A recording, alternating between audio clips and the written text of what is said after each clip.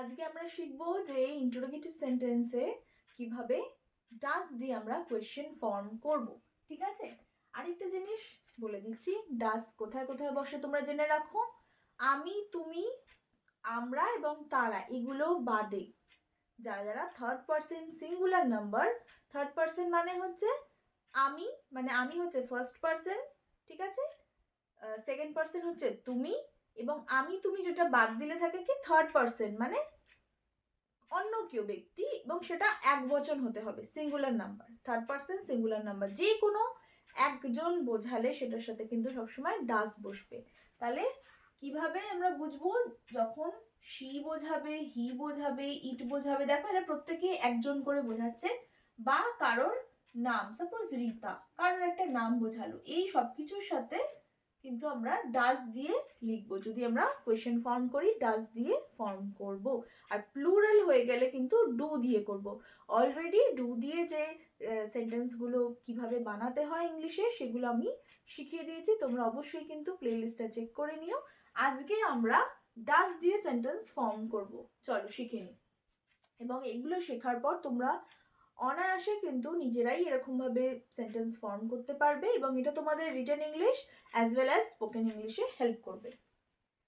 সে কি একটি অফিসে কাজ করে, ঠিক আছে, এটা আমরা কি লিখবো, প্রথমত আমরা ডাজ দিয়ে লিখবো, ডাজ। এবার দেখো একজন বোঝাচ্ছে সে, তাহলে এখানে সাবজেক্ট হি। আচ্ছা, তারপরে আমরা কি লিখবো, ডাজ এর পরে একটা সাবজেক্ট, এরপরে আমরা ভার্ব যেহেতু লিখি, কাজ করা ইংলিশ কি ওয়ার্ক, তাহলে does he work in an office. অফিসটা কিন্তু আমরা শুধু শুধু বসাবো না, একটা অ্যান বসাবো, আর ওটা ভাওয়েল সাউন্ড বলে অ্যান বসছে, তাই তো। Does he work in an office. তারপরে সে কি শাস্ত্রীয় সঙ্গীত পছন্দ করে, এটা কি হবে, এখানে আমরা ডাজ লিখবো, ডাজ, এখানে সে। চলো এখানে যেহেতু মেনশন করে দিচ্ছে না যে সে মেয়ে না ছেলে, আমরা এখানে যে কোনো কিছু একটা ধরে নিতে পারি, সাপোজ এখানে শি ধরে নিলাম, যে ডাজ শি পছন্দ করে ইংলিশ কি লাইক, আর শাস্ত্রীয় সঙ্গীত হচ্ছে ক্লাসিক্যাল মিউজিক, তাহলে does she like classical music, does she like classical music. Next, তোমার ভাই কি তোমাকে সাহায্য করে, এইটা কিভাবে লিখবো, ডাজ, তাই তো, ডাজ ইয়োর ব্রাদার,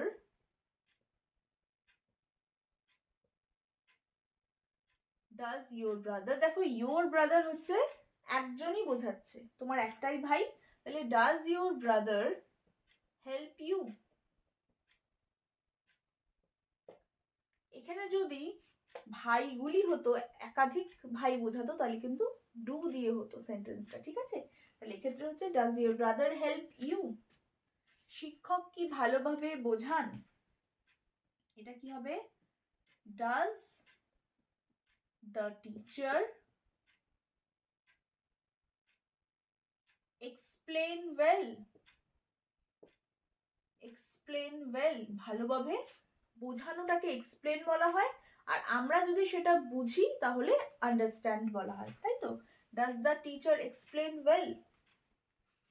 নেক্সট দেখো, দোকানটি কি 10টায় খোলে, এটা কিভাবে লিখবো, ডাজ দ্য শপ, ভার্ব কি হবে ওপেন, আর কটায় খোলার কথা বলছে 10টায়, তাহলে does the shop open at 10, ঠিক আছে। চলো নেক্সট কোয়েশ্চেন গুলো দেখে নিই। চলো কোয়েশ্চেন নাম্বার 6, 6 নম্বর বাক্যটা দেখে নিই।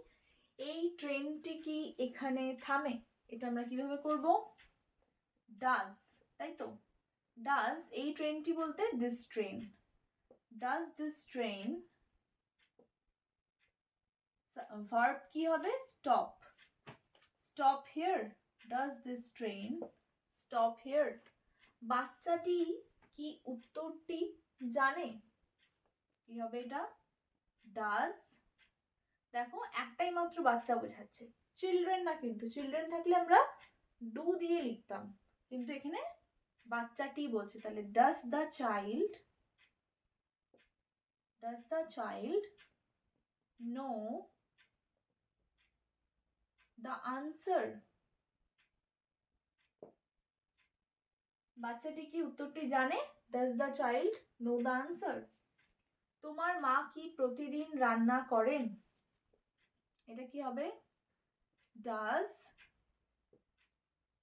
ইয়োর মাদার, একজন বোঝাচ্ছে, does your mother cook every day? বা আমরা এখানে ডেইলিও বলতে পারি, cook daily. Does your mother cook daily? সূর্য কি পূর্ব দিকে ওঠে? এটাও আমরা ডাজ দিয়ে করব। ডাজ, সূর্য বলতে দ্য সান, আর ওঠা হচ্ছে রাইজ, তাই তো? Does the sun rise in the east?